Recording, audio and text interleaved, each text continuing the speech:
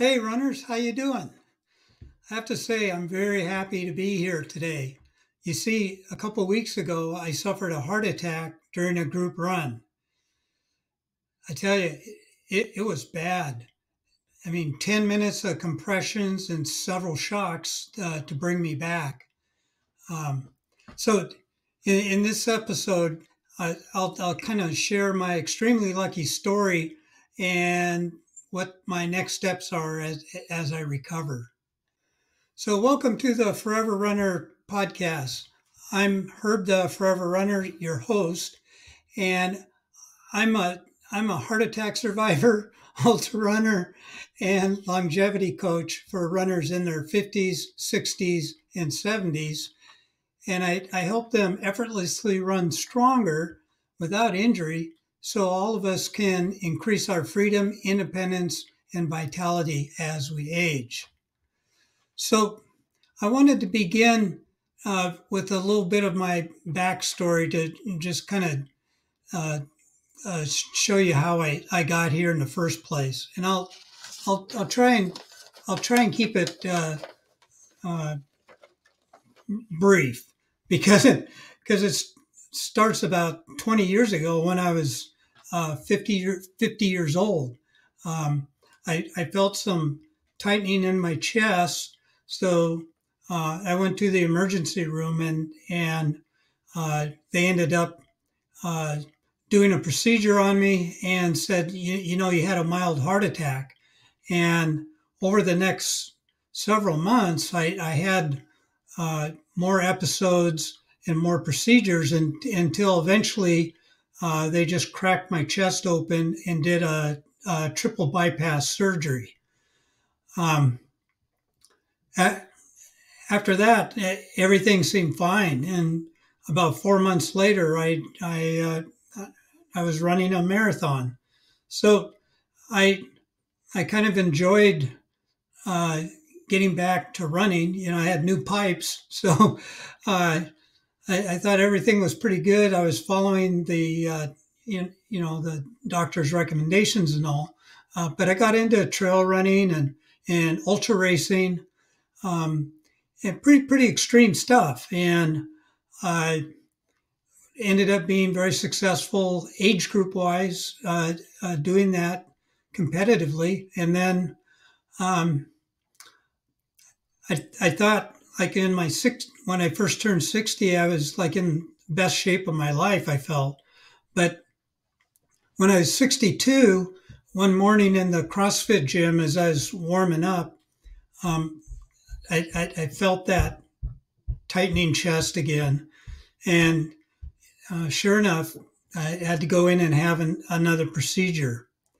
So after all that, I decided I really need to change, what I was doing, and so I totally changed how I was eating and my training, and I that's how I kind of developed the Forever Runner method, and then started coaching other runners to kind of share what I'd learned and what I feel is a better path forward for all of us.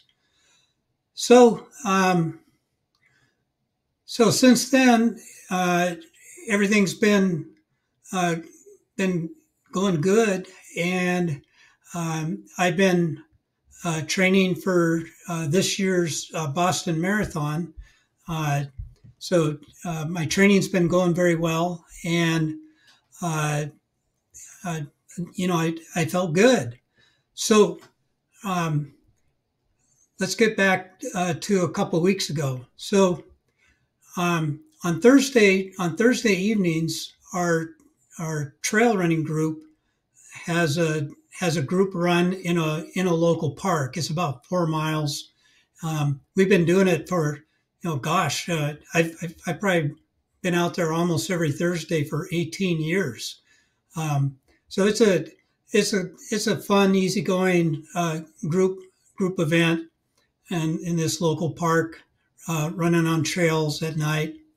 And I was really looking forward to it because this was on 3/14, which was Pi Day, and we're all bringing pies for after the run. So that was kind of cool. That that we're going to do that.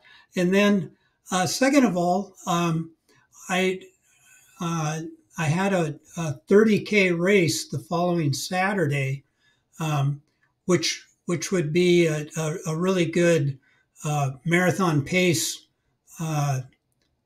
training run or race for me, and I was feeling really good about getting ready for that.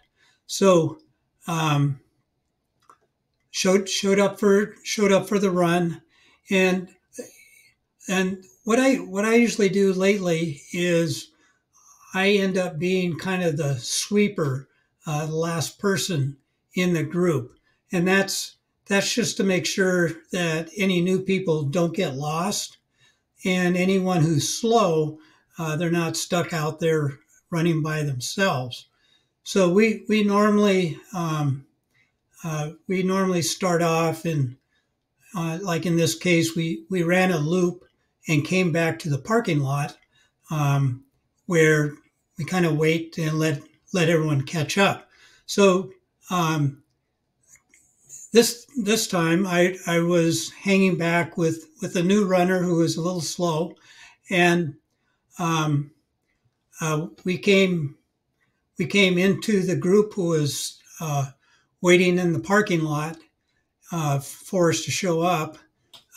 We came in. I paused my Garmin, always important, and I think I started to say something, and next thing you know, I woke up in a hospital room, uh, and it was I was the only one there. There was a whiteboard in front of me, and it said today was, Friday the what is it? Friday the 14th, um, and and I was I was kind of cold, and I had tubes all over the place, and my hands and feet were restrained, so I couldn't move. And I thought, oh, something bad happened. Obviously, I'm in the hospital, and um, then the yeah, nurse came in and uh, kind of brought me up to speed. I, I'd, I'd fallen and fractured my skull right above my eye here. I still have a little bit of a black eye, and I had a bit of brain bleed. So they had part of their protocol is keeping the room cool when you have something like that going on to kind of help things settle in. So so what actually happened, and I still don't have all the details, but essentially the group of runners saw us come in. Um, I started to say something, and I just went bam right down on the parking lot pavement. Fortunately, one of our runners is an emergency room nurse, and so uh, he went right to work, starting uh, to revive me. And this park we run into is actually close into town, so the medics were able to show up right away, and um, you know get me going again and get me over to the hospital. Um, so what had happened was it uh, when I had a triple bypass, they take pieces of your veins out of your legs and they graft them in to replace a couple of arteries, and one of those was pretty well blocked, so they kind of ballooned that out to open it up. Um, but this event was totally different from what I'd experienced before. Like I said, I kind of had plumbing problems, what I call plumbing problems before, where, I'd start to feel some chest pressure because there was some blockage and things weren't working this well. Um, this event, I just, my heart just turned off. And I went unconscious immediately. I had felt absolutely nothing while we were running, and I wasn't running hard. We're running real slow. Took it easy, and I'd actually stopped running and was just kind of standing around, starting to talk a little bit when this hit. So, um, so part of it was plumbing, and part of it was electrical, and so what. Uh, so from there, the basic uh, process was just to allow things to settle down. It appeared the brain bleed uh, took care of itself right away, which was a good thing. And I ended up staying into the hospital for a few days to recover, and then my cardiologist, who I've known for years, um, uh, he suggested that we needed to place an internal defibrillator um, under my skin on my chest, and what that does is if your heart uh, zooms or stops, it'll automatically throw out a shock. And um, for someone like myself, for what I do, it's a good thing. So um, so they kind of scheduled that in between other operations since I was there, and shoved that thing in there. And the good part about it was the nurses there. A couple of them were actually working the night I came in, and they all said, "Boy, you look so much better than you did when you came in."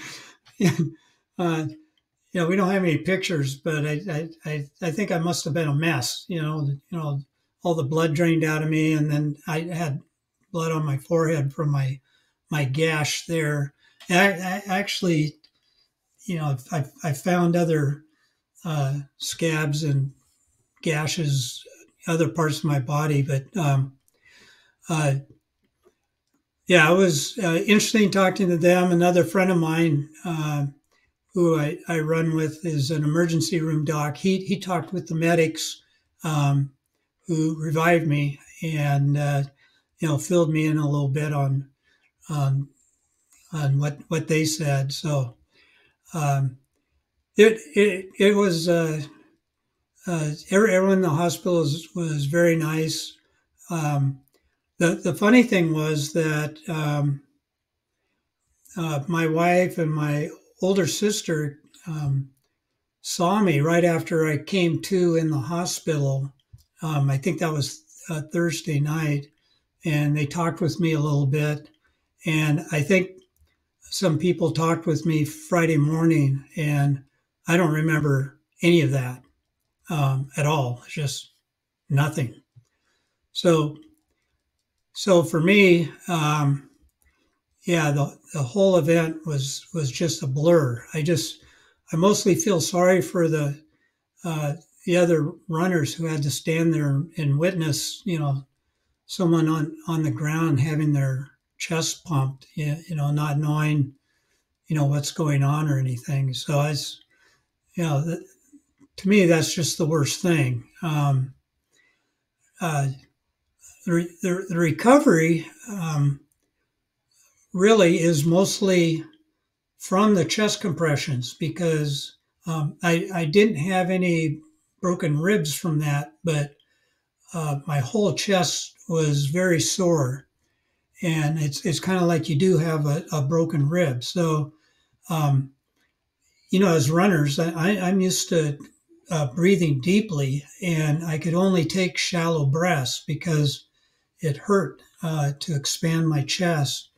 And then um, I, uh, they had things down my throat which they took out, but I had to cough every now and then, and that really hurt.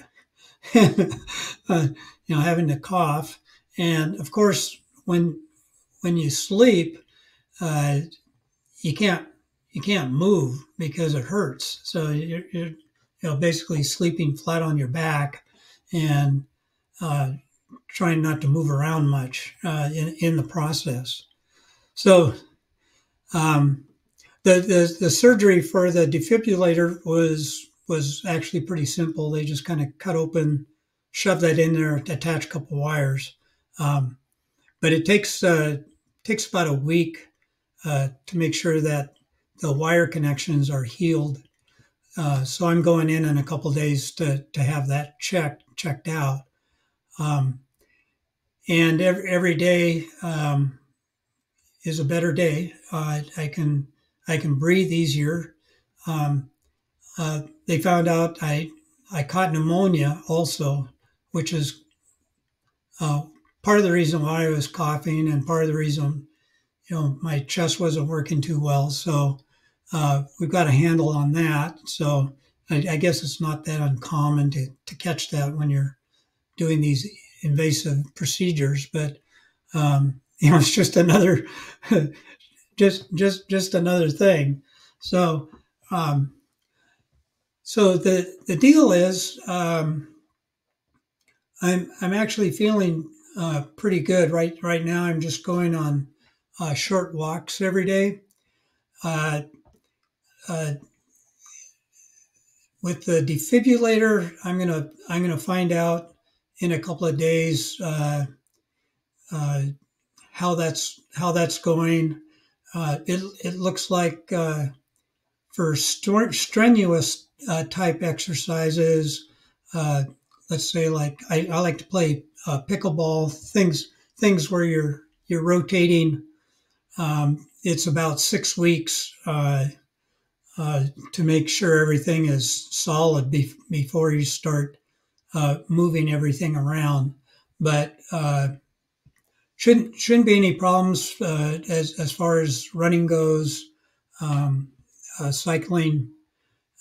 Some of the other things I like to do paddle boarding, but that's later on anyway, so that should be fine. Also, um, the other thing is I think I said when I came into the hospital, I had one of the bypasses was kind of clogged, so um, they ballooned that out. But I think they want me to come back in a few weeks, and they'll actually reinforce that with a stent uh, uh, to give make sure I've got good solid flow through there. So um, find out a little bit more about that. So um, uh, my plan, as long as the doctor goes along with it, is to go ahead and probably start running after after that procedure, and I'll just kind of start off kind of like base training, just low, slow, easy runs, and slowly build up some mileage. Um, Unfortunately, I'm not going to Boston, so and I ordered the jacket. I'm gonna have to send it back. So I won't be able to do that this year. And I was going to do a, a, a pretty hard 100K this summer. Uh, Probably not going to do that either.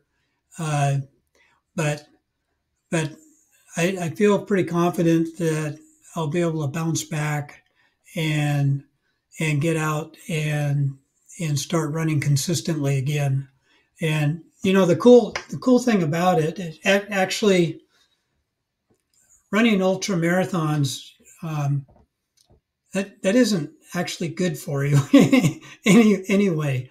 They're kind of extreme and stressful. I mean, we're up in the mountains for hours on end, doing stupid things. And uh, the cool thing about running is uh, just just going out, uh, 3 times a week for a short run at a slow pace is good enough to keep you going.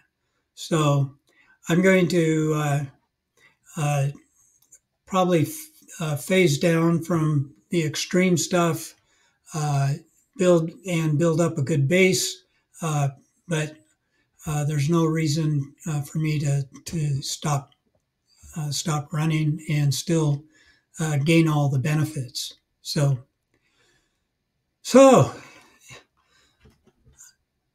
my advice to you is always listen to your body. If you feel something out of whack, uh, get it checked out. Um, this heart disease stuff is pretty serious. I mean, once you know you have it, it's just something that's out there. There's some things you can do uh, to keep it at bay, but it can always rear its ugly head at any time. So make sure that if you're feeling any sort of symptoms, to get that checked out. If your lipids look bad, if your ApoB looks bad, if your blood pressure is high, all those things are kind of warning signals, and you really need to pay attention to them because uh, uh, some of us are more genetically predisposed to heart disease, but uh, all of this stuff is under your control uh, by sleeping right, eating right, and training correctly. Uh, I think we all can still make our goal of running to 100. So anyway, enough of the preaching. That's my little story. Hope it never happens to you. If you have a similar sort of story, let me know so we can talk about it. Otherwise, I'll see you in the next episode.